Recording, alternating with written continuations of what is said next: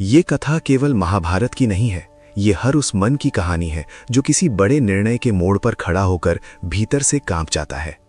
अर्जुन महाभारत का सबसे बड़ा योद्धा था। उसका नाम सुनते ही शत्रु की रगों में भय दौड़ जाता था।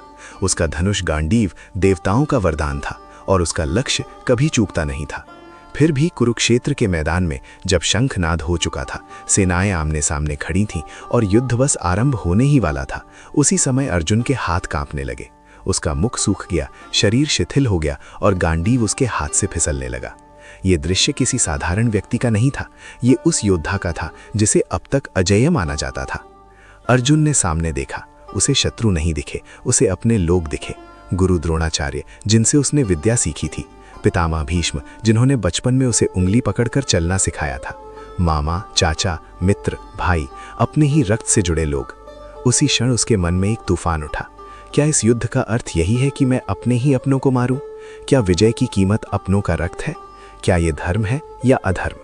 उसका डर हार का नहीं था, वो जानता था कि युद्ध में वो जीत सकता है। उसका डर जीत के बाद आने वाले शून्य का था। वो सोचने लगा, यदि ये सब समाप्त हो गया तो बचेगा क्या? एक राज्य, एक सिंहासन या जीवन भर का पश्चाताप? उसी क्षण अर्जुन के भीतर का योद्धा नहीं, भीतर का मनुष्य जाग उठा। और मनुष्य जब करुणा और कर्तव्य के बीच फंसता है तो सबसे अधिक पीड़ा वहीं से जन्म लेती है। आज यही स्थिति हर इंसान की है। कोई नौकरी छोड़ना चाहता है लेकिन परिवार की चिंता उसे रोक लेती है। कोई सच बोलना चाहता है लेकिन समाज का डर उसे चुप करा देता है।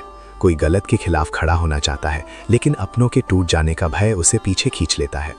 अर्जुन का डर आज भी जीवित है, बस रूप बदल गया है। अर्जुन ने कृष्ण की ओर देखा। उसकी आंखों में प्रश्न थे, वे प्रश्न जो शब्दों से बड़े होते हैं। उसने कहा, मैं युद्ध नहीं कर सकता, मेरे लिए ये जीत व्यर्थ है। मैं अपने ही लोगों का विनाश कैसे करूं? इस संसार में ऐसा कोई सुख नहीं जो अपनों की हत्या से प्राप्त हो। ये कहते कहते अर्जुन बैठ गया। वो रणभूमि में बैठ गया, जैसे जीवन के बीच बैठकर उसने हार मान ली हो। यही वो क्षण था जहां से गीता का जन्म हुआ। कृष्ण ने अर्जुन से ये नहीं कहा कि उठो और युद्ध करो।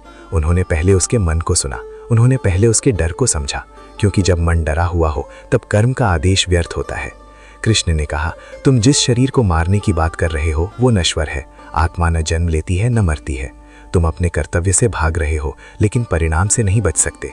अर्जुन का धनुष गिरना केवल शारीरिक कमजोरी नहीं था, वो उस मानसिक स्थिति का प्रतीक था जहां मन अपने ही विचारों से हार जाता है। जब मन भ्रम में होता है तब सबसे मजबूत इंसान भी टूट जाता है।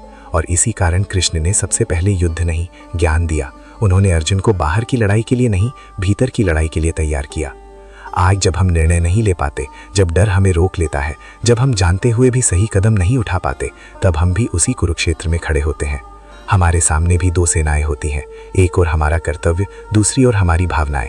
एक ओर सही रास्ता, दूसरी ओर आसान रास्ता, और हम भी अक्सर धनुष नीचे रख देते हैं।